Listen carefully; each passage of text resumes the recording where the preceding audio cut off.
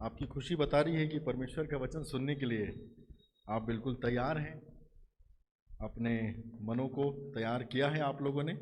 और जब हम परमेश्वर के वचन की संगति में जब हम आगे बढ़ते हैं तो हमेशा प्रभु के जो जीवित वचन हैं, हर दिन हमको ऐसा मार्गदर्शन करता है प्रभु का ये जीवित वचन कि हम अपने जीवन की हर एक परिस्थितियों का सामना हम इसी वचन के द्वारा जो है वो करने पाते हैं, जो वचन प्रभु ने हम सबों के लिए रख छोड़ा है।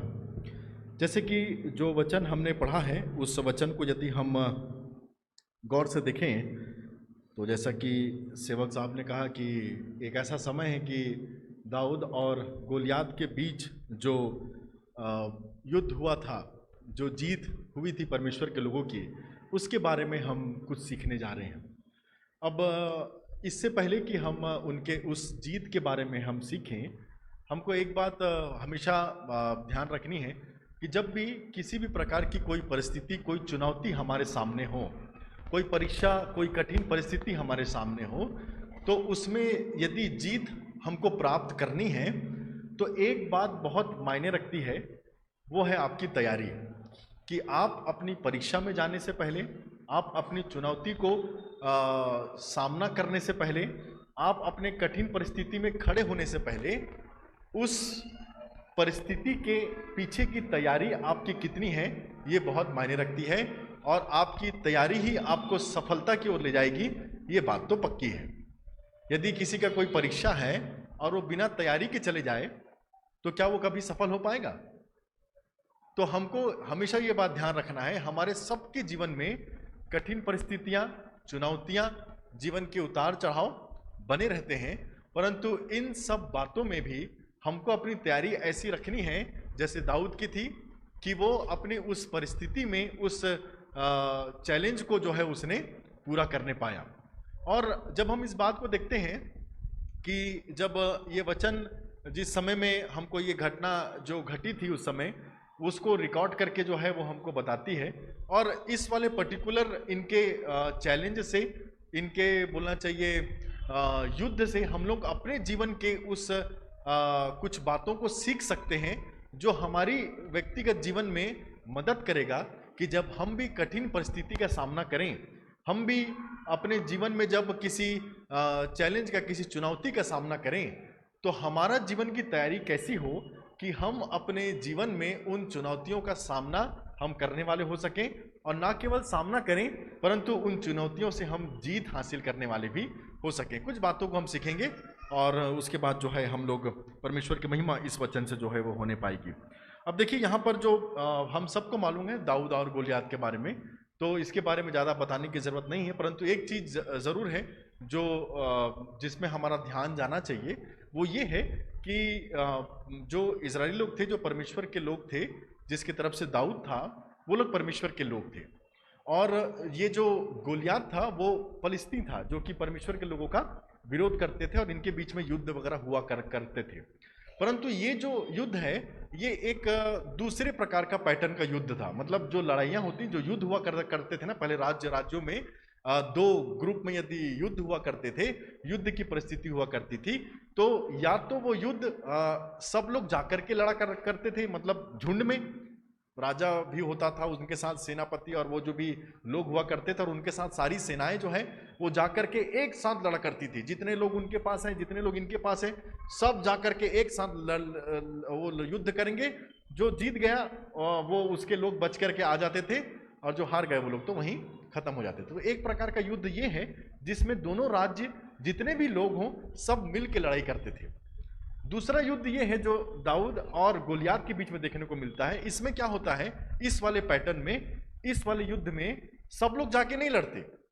जैसे अगर दो ग्रुप को या दो जगहों को लड़ाई करनी है, जैसे फलस्तीन और इजरायलियों को लड़ना था, युद्ध करना था, तो उन लोगों ने एक डिसाइड किया कि हम लोग इस समय बहुत सारे लोग जाकर के लड़ाई नहीं करेंगे, हम लोग अपना एक प्रतिनिधित्व भेजेंगे। ठीक है, एक प्रतिनिधित्व हमारा होगा, इजराइल का एक होगा और दूसरा फलस्तीन का एक होगा। परंतु समस्या ये थी कि फलस्तीन लोगों के पास उनके लिए कौन युद्ध करेगा वो व्यक्ति डिसाइडेड था, वो था गोलियात। तो यहां पर एक ऐसा युद्ध था कि आमने सामने लड़ेंगे, सिंगल सिंगल। आप एक व्यक्ति को भेजो, हम अपने तरफ से एक व्यक्ति को भेजेंगे। यदि हमारा व्यक्ति जीत गया, यदि गोलियात जीत गया, तो सारे इजरायली जो हैं वो फलस्तीन के गुलाम हो जाएंगे। यदि इजराइल जीत गया तो सारे फलस्तीन हम आपकी गुलामी करेंगे, हम आपकी सेवा करेंगे। तो 1 to 1 मतलब एक व्यक्ति का युद्ध था, ये भीड़ वाला युद्ध नहीं था। एक आएगा, मैं खड़ा हूं, जो भी मुझको हराएगा हम तुम्हारे गुलाम, यदि मैं तुमको हरा दिया तो तुम हमारे गुलाम। समझ गए? तो ये इस प्रकार का युद्ध था, इसलिए इसमें ज्यादा भीड़ भाड़ नहीं थी, सिर्फ दाऊद और गोलियात का नाम था। परंतु जो फलस्तीनी लोग थे उन्होंने डिसाइड किया था कि हमारी ओर से जो प्रतिनिधित्व करेगा, हमारी ओर से जो जाकर के युद्ध लड़ेगा, हमने जिसका चुनाव किया है वो है गोलियात।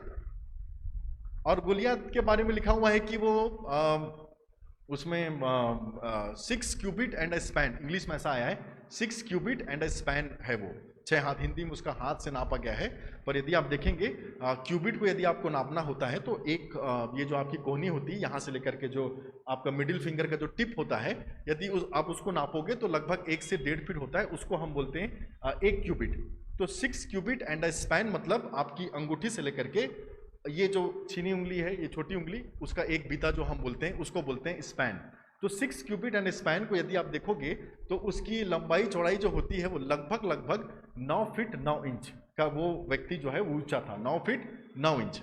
अब 9 फीट 9 इंच के व्यक्ति हम लोग आज तक शायद आमने सामने नहीं देखे होंगे, क्योंकि ये ऊंचाई बहुत ज्यादा होती है। ये ऊंचाई मतलब इतनी होती है कि जब कोई यहाँ पर मैं खड़ा हूँ उसके बाद भी मुझसे ऊंचा वो व्यक्ति दिखेगा, इस स्टेज में खड़े होने के बाद भी, पुलपिट में खड़े होने के बाद भी। तो हमारी हाइट तो 6 फीट 2 इंच है, उससे भी वो 2 फीट ऊंचा, मतलब हमसे भी ऊंचा, ऐसे हाथ ऊंचा करें तो हमसे भी ऊंचा, हम उसके सामने छोटे दिखेंगे बहुत। तो 6 क्यूबिट एंड स्पैन उसकी हाइट थी। शूरवीर योद्धा था, हर एक प्रकार के चीज उसको हथियार चलाने आते थे। उसने अपने जीवन में जितने भी युद्ध किए थे कभी भी उसने हार नहीं देखी थी। तो फलस्तीनी लोगों ने इसको चुना कि हमारे तरफ से ये व्यक्ति है जो प्रतिनिधित्व करेगा, हमारी ओर से युद्ध लड़ेगा। और ये रोज सुबह आकर के जीवित परमेश्वर के लोगों को ललकारता था कि भेजो, तुम्हारे तरफ से कौन है। रोज सुबह आकर के एक व्यक्ति जो कि जीवित परमेश्वर को मानने वाले लोग नहीं थे, वो आकर के जीवित परमेश्वर के लोगों की सेना को ललकारते थे कि तुम अपनी सेना में से कोई एक व्यक्ति भेजो जो मुझको हराए और हमारे बीच में युद्ध हो। एक व्यक्ति नहीं मिला था इजरायलियों को। ये कब तक चला? जब तक दाऊद उस सीन में, उस जगह पर नहीं पहुंचा। अब देखिए, जैसे ही दाऊद आता है वहां पर, तो यहां से हमको सीखने को मिलता है कि हमारे जीवन में ऐसी कौन सी बात है जो हमको हमारे युद्ध में, चाहे मुसीबत कितनी ऊंची, कितनी बड़ी, कितना अनुभवी क्यों ना मुसीबत हो, कितना जटिल मुसीबत क्यों ना हो, जैसे मैंने थोड़ा सा आपको बताया कि गोलियात के विषय में कि क्या क्या उसके पास खासियत थी, वैसे भी मुसीबत क्यों ना हो जिससे कोई लड़ने को तैयार ना हो, या लड़ने से पहले ही जिससे सब लोग हार मान गए हों, ऐसे मुसीबत को देख करके दाऊद की प्रतिक्रिया क्या होती वो हमको देखने की जरूरत है।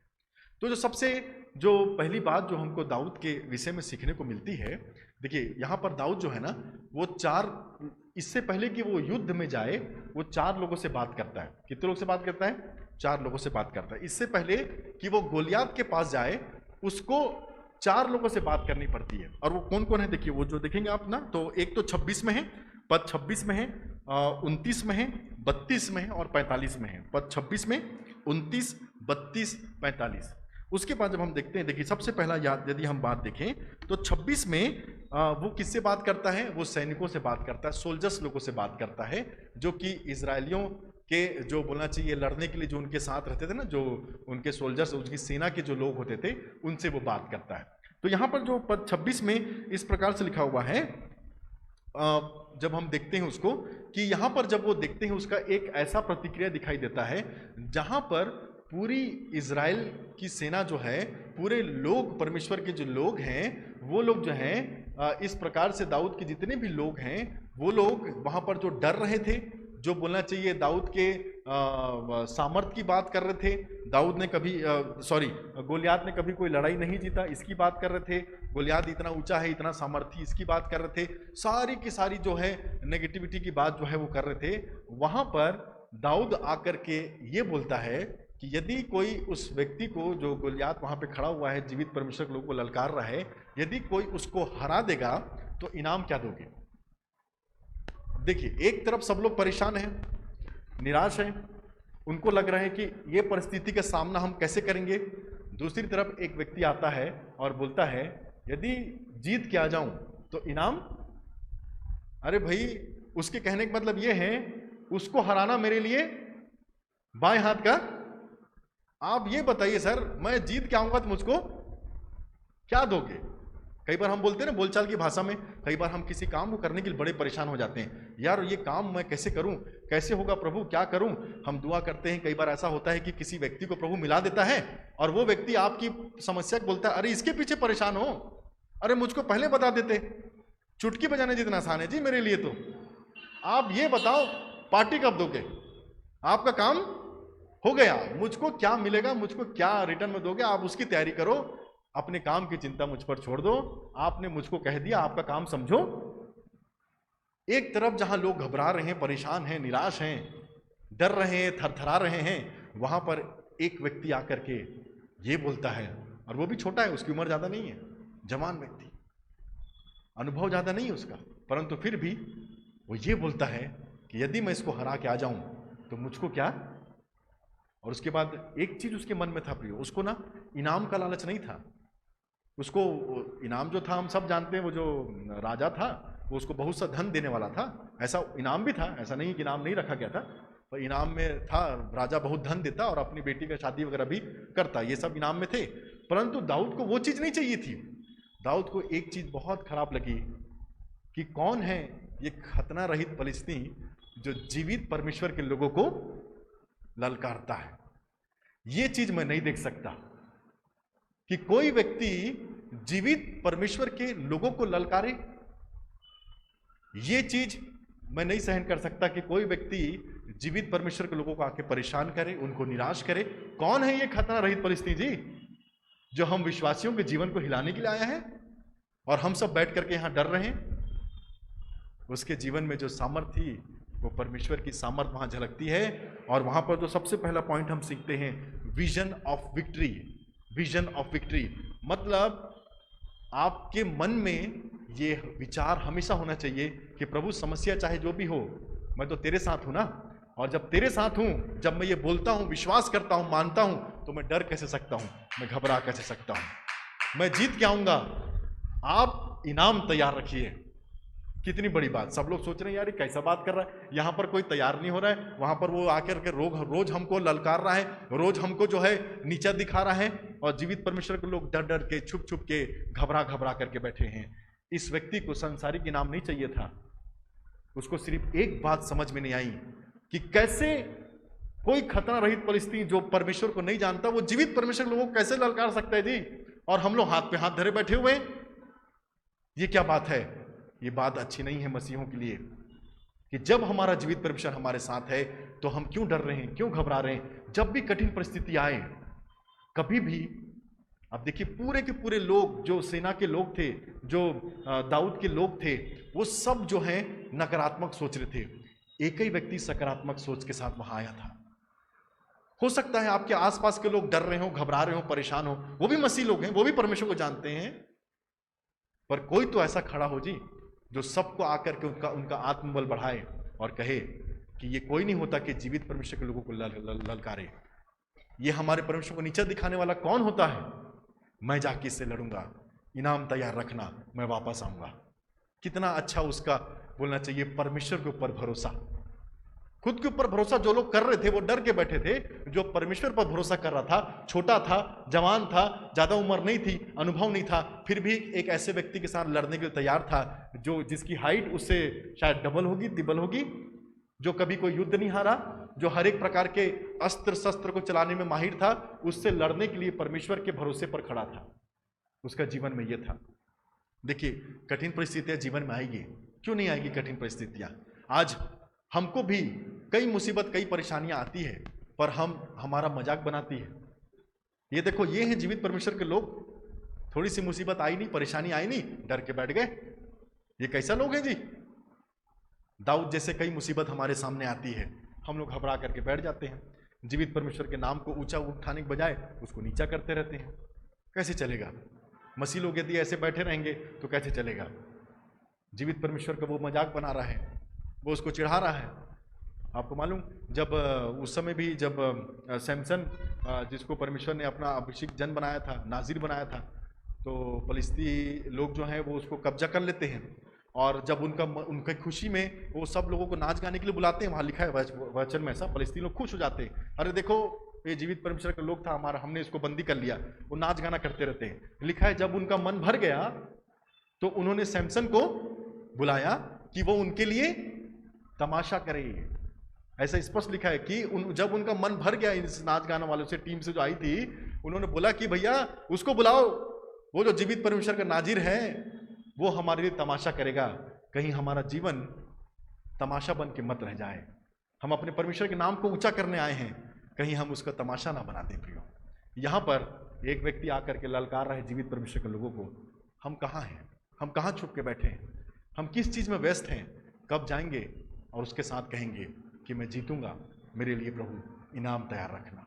कई कई वचन लिखा हुआ है प्रियो, वो वचन भजन संहिता में लिखना, चाहे मैं घोर अंधकार की तराई से होकर क्यों ना चलूं तो भी हानि से, देखिए वहां पर ये नहीं लिखा है कि मेरी हानि से ना डरूंगा, लिखा हुआ है चाहे मैं घोर अंधकार, मुझको चलना पड़ेगा तराई में, क्यों ना चलूं, हानि होगी पर मैं हानि से नहीं डरूंगा।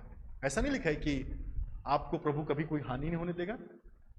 वहां लिखा हुआ है घोर अंधकार से भरी तराई में होकर चलूं तो भी हानि से चलूंगा। अंधकार में जब जीवन में तकलीफ होगी तो हानि होगी, पर मैं उस हानि से कभी भी डरूंगा नहीं। अरे वो परमेश्वर के मानने वाले लोग हैं जिसने समंदर को 2 भाग करके अपने लोगों को बचाया, जिसने दानियल को सिंहों के मान से बचाया, जिसने शद्रक मेशक अबेदनगो को आग के भट्टे से बचाया, जिसने लाजर को मरे हुए में से बाहर निकाला। कितना सामर्थ्य हमारा परमेश्वर है, और कैसे कोई जीवित परमेश्वर के लोगों को ललकार सकता है, ये बात दाऊद को समझ में नहीं आई। और जैसे ही उसको परमेश्वर में लिखा है, उसमें आगे लिखा हुआ है वो भाग कर गया। जैसे ही उसको इन सब लोगों से बात किया और उसको मौका मिला कि अब मैं जा सकता हूं लड़ने, तो भाग करके गया, एक भी मिनट देर नहीं किया। परंतु जाने से पहले विजन ऑफ विक्ट्री होना जरूरी है। हम अपने परिस्थितियों में जाने से पहले ये विश्वास करें कि प्रभु तू मेरे साथ है, प्रभु तू मेरा मार्गदर्शक है, प्रभु मैं जाऊंगा तू मुझको बचाएगा, प्रभु मैं तेरे नाम से जा रहा हूं, ये युद्ध तेरा है प्रभु, मुझको ये युद्ध जीत करके आना है, मेरी परिस्थिति को प्रभु जी हराना है। कोई भी ऐरा गैरा आकर के, कोई भी शैतान आकर के मुझको नहीं ललकार सकता, मुझको नहीं हरा सकता। प्रभु मैं जाऊंगा और जीत करके आऊंगा। पहली बात विजन ऑफ विक्ट्री, अपने आप को जीता हुआ देखिए परमेश्वर के अनुग्रह से। दूसरी बात 29 पद 26 हमने देखा, ठीक। 29 पद में देखिए किससे बात करता है। 29 पद में बात करता है दाऊद अपने बड़े भाई से। किससे बात कर रहा है, यहाँ पे लिखा हुआ है जी, दाऊद ने कहा अब मैंने क्या किया। जी, अब यहाँ पर देखिए 29 पद में अपने भाई को जो है वो जवाब दे रहा है, जिसका जो है 28 पद में यदि हम देखेंगे, जब दाऊद उन मनुष्यों से बात कर रहा था तब उसका बड़ा भाई इलियाब सुन रहा था, और इलियाब दाऊद से बहुत क्रोधित होकर कहने लगा, तू यहाँ क्यों आया है, और जंगल में उन थोड़ी सी भेड़ बकरियों को तूने किसके पास छोड़ आया है। तेरा अभिमान और तेरा मन की बुराई मुझे मालूम है, तू तो लड़ाई देखने के लिए आया है। यहाँ पर देखिए, यहाँ पर वो बात करता है किससे, अपने बड़े भाई से। पहला बात तो वो उसने दिखा दिया कि मेरे पास एक बोलना चाहिए सकारात्मक सोच है, एक ऐसा विश्वास है कि मैं जाऊंगा और जीत के आऊंगा। मैं गया नहीं हूं, पर मैं अपने आप को अभी से विक्टोरियस मानता हूं, अभी से मैं अपने आप को जीता हुआ मान रहा हूं। वो विश्वास था उसका। परंतु जैसे ही उसका भाई जो देखता है उसको, तो वो उसको डिस्करेज करता है। वो क्या करता है, उसको डिस्करेज करता है, उसको निराश करने वाली बात कहता है, उसका अपमान करने वाली बात कहता है। अब देखिए यहाँ पर सबसे बड़ी समस्या है, ये हम सबके साथ होता है। ठीक है, चलिए आपने आज वचन सीखे, आप कल से हो गए एकदम पॉजिटिव, भैया हम तो परमेश्वर की महिमा करेंगे, कभी नकारात्मक नहीं सोचेंगे, सकारात्मक सोचेंगे। पर बहुत से ऐसे लोग हैं जो आपकी सकारात्मक सोच को देखते हुए आपको वो करेंगे, नीचे दिखाने की कोशिश करेंगे, आपको डिस्करेज करेंगे, आपको बोलना चाहिए फिर से वो जो है निराश करने का प्रयास करेंगे। यहां पर ये बोलता है कि मैं जानता हूं तू यहां क्यों आया है, और ये सब तू क्या बातें कर रहा है, उसको डिस्करेज कर रहा है। अब देखिए ये उसका खुद का भाई, उसमें लिखा है ना, कौन है ये, उसका बड़ा भाई। अब जो जो लोग आपको डिस्करेज करते हैं ना, वो बाहर के लोग नहीं होते। बाहर के लोगों से क्या मतलब, आप क्या सुनोगे उनकी। आसपास के लोग इतने, कई बार ऐसा हो जाता है कि जब हम कुछ काम करना चाहते हैं, कुछ अच्छी सोच रखते हैं, तो बहुत से लोग बताते हैं क्या बात कर रहे हैं जी, कैसे होगा, अभी से हम नहीं कर पा रहे, तू करेगा। बहुत सारी बातें हमारे जीवन में आ जाती है। और देखिए दाऊद ने कहा अब मैंने क्या किया। अब ये कुछ ऐसा बात है कि यहाँ पर जो है ना, इस प्रकार से है कि दाऊद जो है अपने बड़े भाई के व्यवहार को जानता था। ये सबसे छोटा कन्वर्सेशन है यहाँ पर। इसके पहले जो बात किया दाऊद ने, वो थोड़ी सी लंबी थी, परंतु यहाँ पर सिर्फ इतना ही कहता है अपने भाई से कि अब मैंने क्या किया। मतलब वो अपने भाई के उस व्यवहार को जानता था। ये कुछ ऐसी बात है, मतलब ये जो बात वो बोल रहा था दाऊद को, उसका बड़ा भाई, वो हो सकता है इसके पहले भी बोला होगा, क्योंकि उसका रिप्लाई ऐसा था कि अब मैंने क्या किया। अब देखिए, इसको अपन ऐसा समझ सकते हैं, मान के चलिए आप ऐसे हैं कि कई बार होता है ना कि हमको बहुत सारी चीज़ों में शिकायत होती है, बहुत सारी चीज़ों में हमारा बोलना चाहिए, हमको बात को हमारे नहीं सुनी जाती, तो उसके लिए हम बहुत बार क्या होता है, कई बार हम लोग अपनी बातों को रखने के लिए बार बार जो है किसी व्यक्ति से यदि आप संपर्क करोगे, तो आप एक चीज़ याद रखो, उस व्यक्ति को जिससे आप बार बार कुछ कहने जा रहे हो, शिकायत कर रहे हो, कुछ सलाह दे रहे हो, तो उसको एक चीज़ मालूम चल जाएगा कि ये व्यक्ति मेरे तरफ आ रहा है, मतलब अब इसको पास फिर कुछ ना कुछ है मुझको बोलने के लिए, मुझको सुनाने के लिए। तो दाऊद इतना ही बोलता है उसको कि अब मैंने, तो हमेशा ही इसी। अब देखिए यहाँ पर ये जो इन दोनों का जो रिश्ता है ना, ये डिस्क्वालीफाई क्यों है। और दूसरी जो पॉइंट हम सीखते हैं, सेलेक्टिव लिसनिंग, इसने उसकी ओर ध्यान नहीं दिया। और देखिए इसी पद में आगे लिखा हुआ है जो हमने पढ़ा, वह तो निरी बात थी, तब उसने उसके पास से मुंह फेर कर दूसरे के सम्मुख होकर वैसे ही बात, मतलब उससे मुंह फेर लिया। हमको ये सीखना है। यहां पर ज्यादा देर दाऊद नहीं खड़ा रहा, सिर्फ अब मैंने क्या किया, ना उसको समझाया, ना वो वहां पर वो बात बोला कि मैं तो अभी बोला कि मैं इनाम जीत के लाऊंगा, मुझको जाने दे, कोई बात नहीं किया। जितने लोग आपको निराश करने का प्रयास करते हैं, आपको आपकी उस पॉजिटिविटी को नेगेटिविटी में बदलने का प्रयास करते हैं, ज्यादा देर उनके साथ खड़े रहने का नहीं। उनका अपमान मत करिए। हो सकता है आपके परिवार के लोग हों, जैसे इसका परिवार के लोग हैं, मैं अपमान करने वाली बात नहीं कह रहा हूं भैया। आपको जो लगता है, मेरे को जो लगता था, मेरा विश्वास ये है कि मैं कर सकता हूं, आपको नहीं लगता तो मैं उसके विषय में कुछ नहीं करूंगा। अब मैं जो चीज़ है मैं करके दिखाऊंगा। बहस मत करिए, आपका परमेश्वर आपके साथ है। आप लोगों को समझा के क्या करोगे जी, आप करके दिखाइए ना। कई बार हम लोग इसी युद्ध में भिड़ जाते हैं। हमारा लड़ाई, दाऊद की लड़ाई उसके भाई से है ही नहीं। दाऊद की लड़ाई किससे है? वो तो गोलियात से है क्या? अब हमको कोई रोका ये काम करने से, ऐसा नहीं होना चाहिए हमको, ऐसा हम अपने उस मेन मकसद को छोड़ करके यही लड़ना चालू कर देते हैं। भैया मैं अपना मुंह मोड़ रहा हूं, मैं यहां पर ज्यादा बात नहीं कर सकता। अब जब बोलना चाहिए, वो जो अभिषेक करने की बारी आई थी, तो यही था, वो जो सबसे पहले आया था, ये जो भाई था दाऊद का, जो बड़ा भाई था, ये सबसे पहले आया था। परंतु परमेश्वर उसको नहीं चुना था, क्योंकि वहां लिखा है वो डील डाउल को देख करके, बाहरी रूप को देख के नहीं चुनता, दाऊद को चुना था। तो वो बात हमको देखने को मिलती है। तो पहली चीज हमने देखा कि किस प्रकार से है। दूसरी बात ये है, उसका बड़ा भाई बोलता है कि तू तो यहाँ पर युद्ध देखने आया है। अब सबसे बड़ी बात यह है कि युद्ध हो कहाँ रहा था, वो तो हो ही नहीं रहा था। जो चीज वो उसको बोल रहा है कि तू यहाँ क्यों आया है, और वो तो बोलता है कि तू तो यहाँ पर युद्ध देखने आया है, तो युद्ध तो वहां हो ही नहीं रहा था। तो फिर उसका भाई कैसे बोल रहा है कि तू यहाँ युद्ध देखने आया है? भैया तुम लड़ो तो सही। और तीसरी बात ये, उसके आने का मकसद उसके भाई को नहीं मालूम था। अब जिसको आपके उपस्थिति का मकसद ही नहीं पता है इस दुनिया में, वो क्या आपको सहयोग करेगा जी आगे बढ़ने में? भाई उसका पिता ने उसको इसलिए भेजा था कि बेटा जा, खाना वाना लेके जा, भैया युद्ध में है, भूख लगी होगी, कम से कम ये सेवा कर दे। वो तो बेचारा सिर्फ एक पार्सल देने आया था, वो थोड़ी ना युद्ध लड़ने आया था। वो सोचा कि चलो भैया, मेरे पिता ने मुझको एक जिम्मेदारी दी है, मैं एक अच्छा बेटा हूँ, आज्ञाकारी बेटा हूँ, मैं अपने पिता की बात मान करके मैं सिर्फ ये छोड़ करके आता हूँ, ताकि इससे कुछ शामत मिले मेरे भाइयों को। मैं तो इस काम के लिए आया था। और वहां पर उसका भाई जो है उसको बोलता है कि तू किसे छोड़ के आया, तेरा अभिमान और तेरा मन की बुराई मैं मुझको मालूम है। क्या अभिमान, क्या मन की बुराई, कुछ भी बोल रहा है। उसको पता ही नहीं है कि ये व्यक्ति का उद्देश्य क्या है यहाँ आने का। भाई जिसको आप क्या उद्देश्य नहीं पता है कि आप किस लिए यहाँ पर हैं, किस परमेश्वर ने आपको यहाँ भेजा है, किसकी बात सुन करके आप यहाँ आए हैं, वो कैसे आपको कोई सलाह दे सकता है। कभी भी उन लोगों की बात को ना सुने, वो लोग आपको सिर्फ डिस्करेज ही करेंगे। हट जाइए उनके पास से, जैसे ये हट गया। अब देखिए तीसरी बात, ठीक उसके बाद हम आखिरी बात पे करेंगे और उसके बाद हम पूरा करेंगे इस वचन को।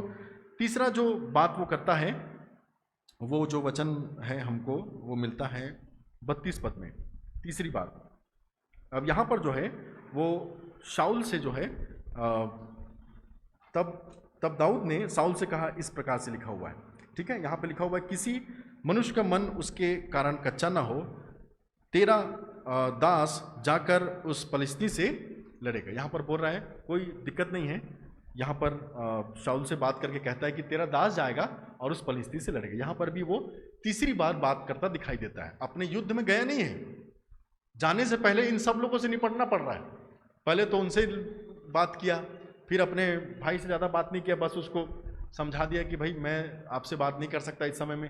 और उसके बाद जब वो शाऊल से बात करता है तो शाऊल उसको ना, जब देखिए जब आप पॉजिटिव रहेंगे, जब आप सेकंड स्टेप में पहुंच जाएंगे कि आप डिस्करेज नहीं होंगे, तो तीसरे स्टेप में जब आप आओगे तो जो व्यक्ति पॉजिटिव रहा, जो व्यक्ति डिस्करेज नहीं हुआ, तीसरे पॉइंट में वो और बढ़ जाता है। अब आपको डराया जाएगा, अब आपको डराया जाएगा। यदि आप सकारात्मक सोच से नहीं रुके, यदि आप डिस्करेज नहीं हुए, तो अब आपको डराया जाएगा। अब देखिए यहाँ पे क्या लिखा हुआ है, ये डर है। यहाँ पर जहाँ पर ये लिखा हुआ है कि ये देखिए, साउल ने दाऊद से कहा, तू जाकर उस फलिस्ती के विरुद्ध युद्ध नहीं कर सकता। ये भी सीधा फैसला सुना रहा है, नहीं कर सकता। और उसके बाद लिखा हुआ है क्योंकि यहाँ पर जो आगे जब हम देखते हैं नहीं कर सकता, तो हम इसको पढ़ेंगे तो लंबा है वो, तो नहीं कर सकता तो मतलब क्यों नहीं कर सकता, क्योंकि तू अभी बालक है, तू अभी अपने बचपने में है और वो अपने बचपने से ही शूरवीर योद्धा है, तू नहीं लड़ सकता। उसने कितनों को मारा तुझको मालूम। डराने वाली बात। मैं कॉन्फिडेंट हूं, मैं डिस्करेज नहीं हुआ, तो अब क्या करेंगे लोग, आपको डराएंगे। अरे तू उसका इतिहास नहीं जानता, कितने लोगों को मार चुका है, कितना हाइट है, कितना अच्छा उसका बोलना चाहिए, उसका जो जीवन रहा, कभी उसने कोई युद्ध नहीं हारा। तू बोलता है मैं उससे जाके लड़ूंगा। थोड़ा डर, सब डर रहे हैं, तू क्यों नहीं डर रहा है? ऐसा करके उसको समझा रहा है, डर की बात बता रहा है। अरे भैया मैं अभी पॉजिटिव होके आया हूं, मैं निराश नहीं हुआ अपने भाई की बातों से। अब यहां पर आप मुझको ऊपर उठाने के बजाय क्या कर रहे हो, डरा रहे हो, आप उसकी सामत बता रहे हो। दाऊद क्या रिप्लाई करता है मालूम? आपने कह लिया अपनी बात, जो उसको समझा रहा साउल बोलता है भैया ऐसा सा बात है, तू नहीं लड़ सकता, बहुत बड़ा वीर है, ये है वो है। दाऊद अपनी बात बोलता है, आपने कह ली, अब मेरी सुनिए। एक दिन मैं अपने पिता की भेड़ बकरियों को चरा रहा था जी, शेर आया और एक को उठा के ले गया। मेरी जिम्मेदारी थी, मैं उसको ले जाने नहीं दिया, मैं उसके पीछे भागा। तो शेर क्या किया, उसको छोड़ करके वो मेरे पीछे हो लिया और मैंने शेर को मारेगा कोई इंसान। अब देखिए दूसरा, ठीक है, और सुनिए, मैं एक दिन और अपने पिता की आज्ञा अनुसार भेड़ बकरी चरा रहा था जी। भालू आया, उसने भी पकड़ा, मेरी जिम्मेदारी थी उनको बचाना, मैं भालू के पीछे भागा, उसने उसको छोड़ा और मुझको पकड़ा। आपको मालूम मैंने किसको मारा? शेर और भालू को मारने वाला व्यक्ति को आप बोल रहे हो ये, आप अपनी बात कह लिए, मेरी भी तो बात सुनिए, मैं कहां से आया हूं ये आपको नहीं मालूम। और उन दोनों को मारने में परमेश्वर ने मेरी, और ऐसा लिखा हुआ है वही परमेश्वर जिसने शेर और भालू को मेरे हाथ में कर दिया था, वही परमेश्वर इस खतना रहित परमेश्वर को मेरे हाथ में लाएगा, वो हराएगा उसको। अरे कितना बड़ा विश्वास, कितने सारे गवाहियां आपके जीवन में हैं, फिर भी कोई गोलियात को देख के आप घबरा जाते हो। पिछला देखो ना जी, आपको मालूम मेरी गवाही क्या है? कुछ दिन पहले की बात है, शेर और भालू को मैंने मारा है। अब मैंने अपनी सामर्थ्य से नहीं मारा, मैं जानता हूं मैं कौन हूं जो शेर को, आपको मालूम शेर कितना हाइट होता है जब वो ऐसे खड़ा हो जाए, हम लोग उसके पंजे इतने मोटे होते हैं, एक बार मार दे तो हाथ गायब हो जाए, ज़्यादा ऐसे खींच देगा तो पूरा हाथ अलग हो सकता है, उसके जबड़े में इतनी ताकत, छूट नहीं सकते। भालू कुछ नहीं कर सकते हम भालू का। जानवर जानवर है, इंसान की सामर्थ्य उनके सामने कुछ नहीं है जी। वाइल्ड एनिमल से, जंगल का राजा है शेर, उससे कैसे लड़ेगा कोई आदमी निहत्था। वो उसको बात समझ में आ गई, बोले भैया ये बात तो सही बोल रहे हैं। देखिए आगे में लिखा है वहां पर, है ना, शाऊल जो है, उसके बाद जो है आगे हम इसमें पढ़ते हैं ना, इसी को पढ़ते हैं हम। चलिए, तब दाऊद ने शाऊल से कहा, किसी मनुष्य का मन, ये वाला तो हमने पढ़ लिया, कच्चा ना हो वाला। और उसके बाद जब हम देखते हैं, शाऊल ने दाऊद से कहा, तू जाकर उस फलिस्ती के विरुद्ध युद्ध नहीं कर सकता, क्योंकि तू लड़का ही है और वह तो लड़पन से ही योद्धा है।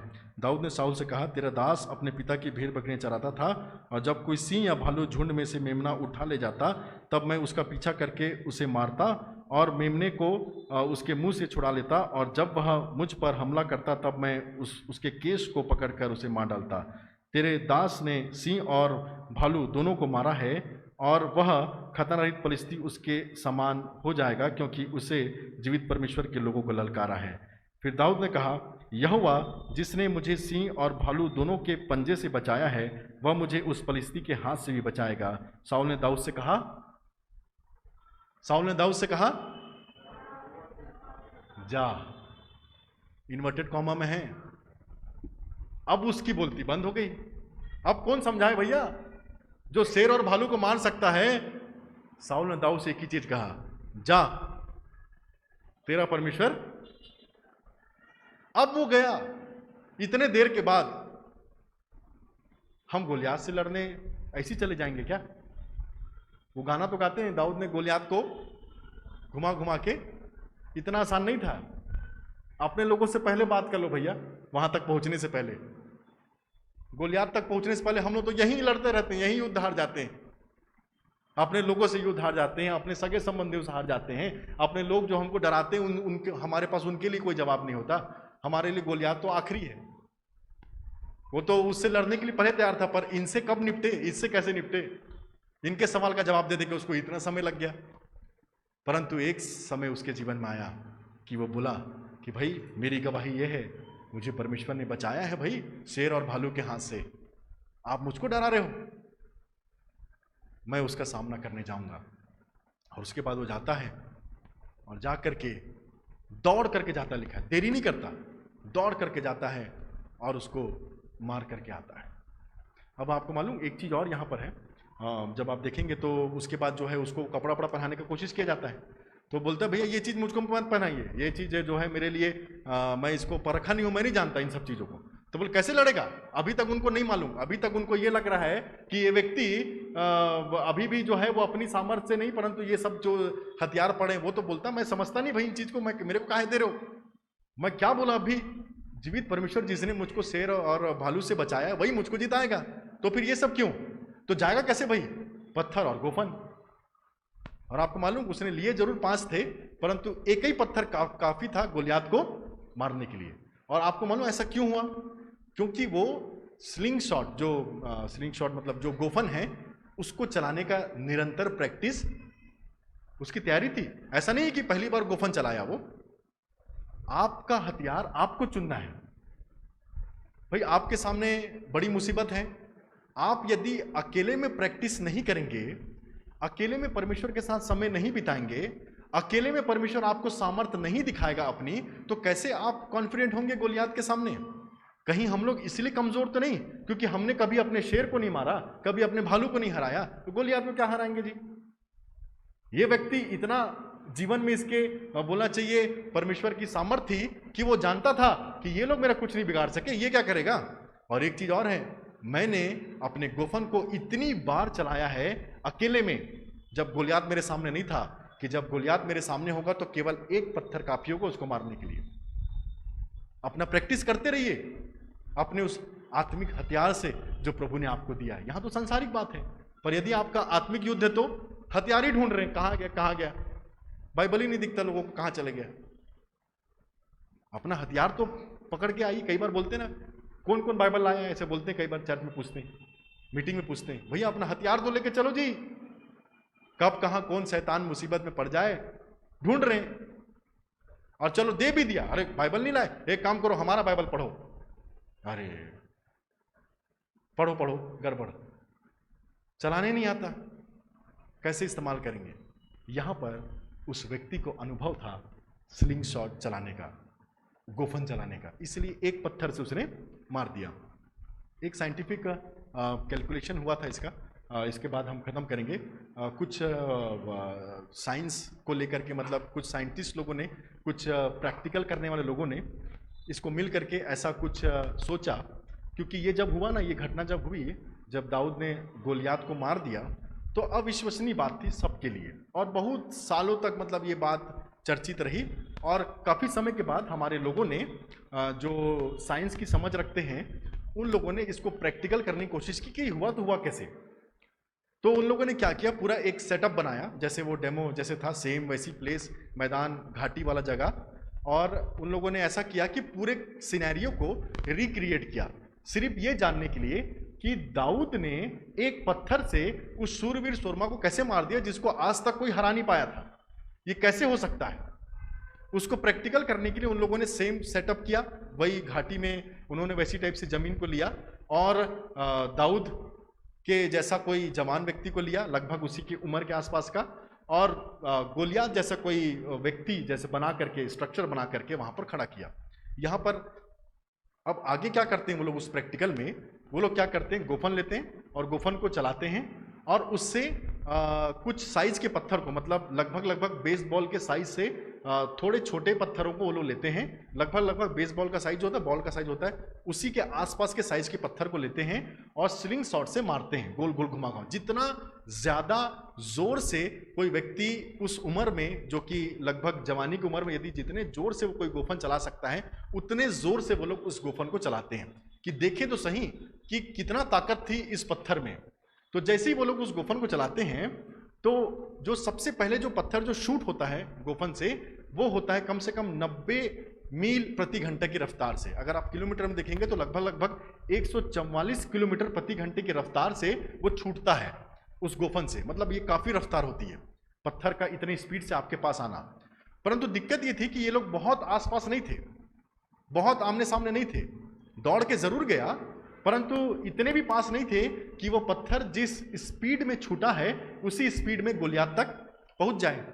तो यदि आप न्यूटन के उसके लॉ को देखेंगे, लॉ ऑफ मोशन को देखेंगे, तो मोशन जो बताता है कि यदि कोई पत्थर 90 मील प्रति घंटे की रफ्तार से किसी चीज से छूटा है, तो उसका जो फोर्स है वो लगभग 3000 पाउंड्स के हिसाब से होगा। 3000 पाउंड्स मतलब जब आप किसी चीज को पंच मारते हैं ना, तो वो पाउंड में गिना जाता है, जो प्रेशर आपको पड़ता है शरीर में, कितना पाउंड का प्रेशर पड़ रहा है। तो 3000 पाउंड का प्रेशर जो है वो जनरेट कर रहा था वो पत्थर शुरू में कुछ दूर तक, और यदि वो पत्थर सीधा जाए तब। परंतु यहां समस्या ये थी कि वो पत्थर सीधा नहीं था।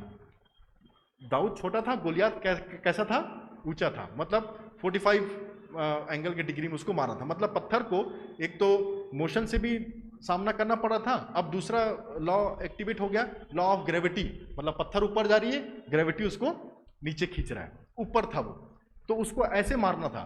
तो जो पत्थर 3000 पाउंड की रफ्तार से छूटा था, उन लोगों ने ये कैलकुलेट किया कि वो अब हो गया है उस ट्रेवल को करते करते 1000 पाउंड का स्पीड में हो गया, 1000 पाउंड की सामर्थ्य उसमें बची है।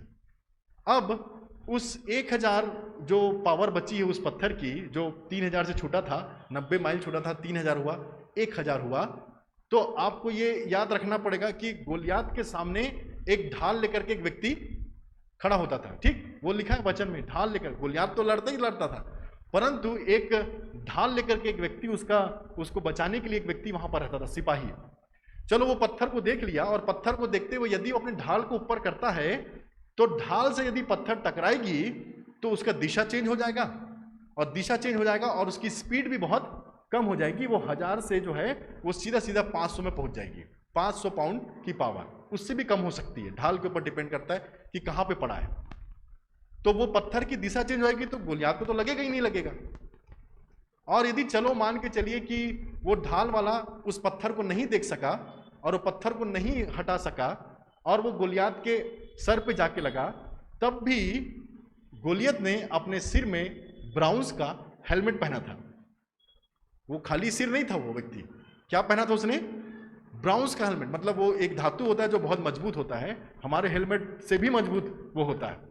अब आज का जो लोकल हेलमेट हम लोग पहन के चलते हैं, आज के ज़माने का, मतलब लोकल नहीं बोलना चाहिए, जो भी हेलमेट अभी मिलता है, अभी के समय का जो हेलमेट हम पहन के चलते हैं, उसमें इतनी ताकत होती है कि वो आपके कम से कम 500 से 1000 पाउंड तो वो संभाल लेगा, वो मार को, आपके सर को कुछ नहीं होने देगा। तो उस समय का जो हेलमेट पहना था, यदि वो पत्थर लग भी जाता तो उसको सिर्फ हल्का सा झंझनाहट होती और कुछ भी। अब यहां पे बाइबल कहती है कि वो पत्थर उसके सर में जाकर के धस गया। अच्छा, कई जगह पोस्टर में हम लोग ऐसे देखते हैं कि वो जो गोलियात जो हेलमेट पहना था, उस हेलमेट में यहां पर ऐसे करके यू शेप का जगह खाली था। ऐसे भी कई पोस्टर में देखने को मिलता है और पत्थर अंदर घुसा रहता है। कहीं पर भी बाइबल नहीं बताती कि उसके हेलमेट में इस प्रकार का यू शेप का छेद बना हुआ था। वैसा कोई आकार नहीं था। हेलमेट सुरक्षा के लिए होता है, आभूषण के लिए नहीं होता कि जहां पर आप अपने चीजों को दिखाओ। हेलमेट इतना पैक रहता था कि वो माथे तक पूरा पैक था, मतलब उस पत्थर ने उस हेलमेट को छेदते हुए जो है उसके सर में जो है वो वार किया। अच्छा चलिए, ये सब हो गया, अब सर में लगा। उसके बाद भी यदि सर में किसी को चोट लगेगा इतनी जोर से, तो वो व्यक्ति कभी भी सामने नहीं गिरेगा। वो कहां गिरेगा? और गोलियात कैसे गिरा? मुंह के बल गिरा। इतने बार उन्होंने उसको प्रैक्टिस किया, इतने बार उन्होंने ये सेटअप किया, वो वैज्ञानिक लोगों ने, साइंटिस्ट लोगों ने, एक बार भी वो गोलियात के जैसे आकार का व्यक्ति सामने नहीं गिरा। क्योंकि जाहिर सी बात है, मुझको भी सर में चोट लगेगा तो हम पीछे जाते हैं, सामने आते हैं। जैसे अब हमारी हाइट ऊंची है, कई बार घर वर में कहीं चोट लग जाती है तो पीछे बैलेंस जाता है कि सामने गिरते हैं हम लोग। अच्छा, सामने कब गिरते हैं? जब हमको हमारा पैर वर कुछ फंस जाता है, नीचे का हिस्सा फंसता है, तब हम सामने हाँ पड़ते हैं। पर यदि कोई सर में मारे तो संभवता ये होती है कि ग्रेविटी हमको पीछे की ओर खींचे, ना कि सामने की ओर। पर बाइबल बोलती है कि वो मुंह के बल गिरा। अब इनको ये जो बातें हैं यहाँ पे खत्म हो गई। साइंटिस्ट लोगों ने समझ गए कि ये कुछ तो इसमें परमेश्वर का बड़ा हाथ है।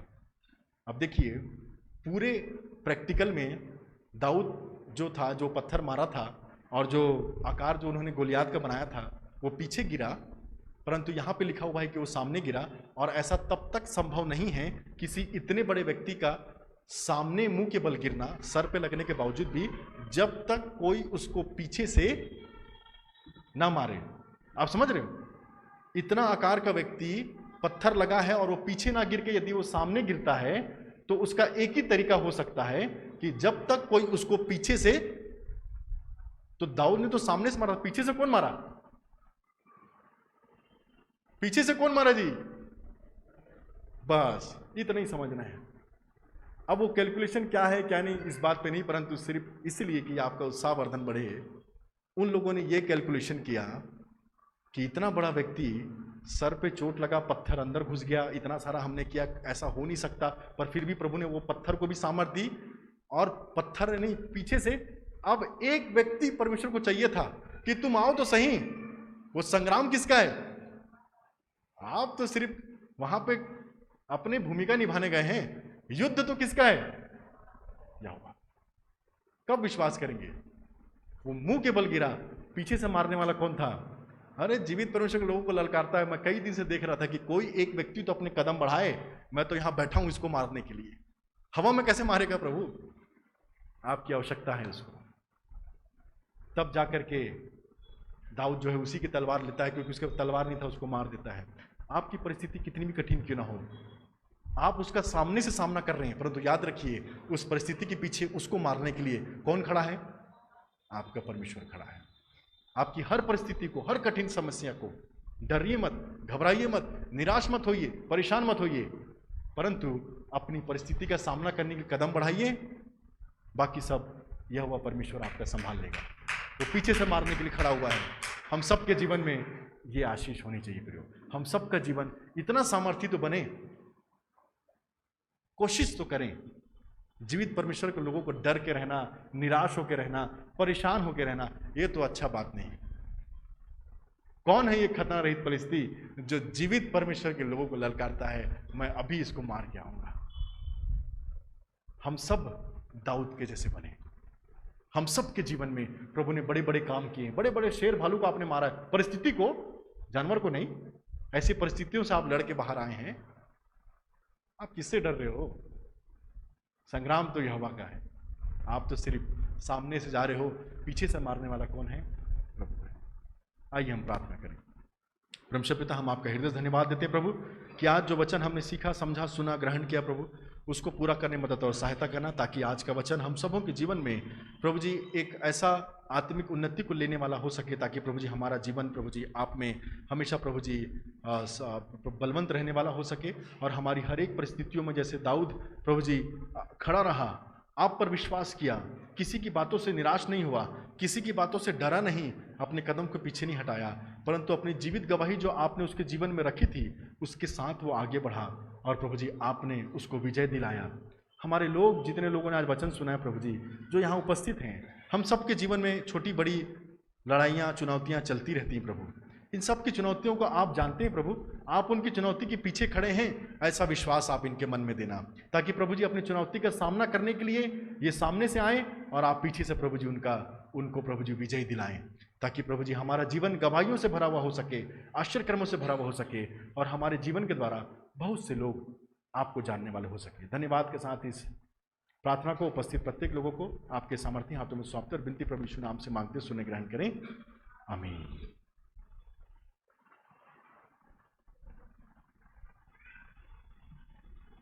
जीवित परमेश्वर पिता को धन्यवाद देते हैं